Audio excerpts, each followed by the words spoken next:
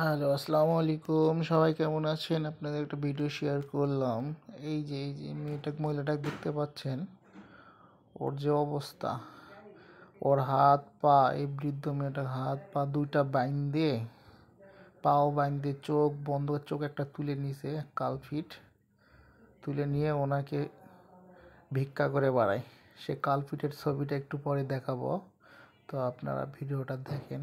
এইরকম বৃদ্ধ মহিলা এই অবস্থা করে বাইন্দের আগে হাত পা দিয়ে রাস্তায় ঠেলা গাড়িতে করে নিয়ে যায়, আর এই ভিক্ষা করে নিয়ে বেড়ায়।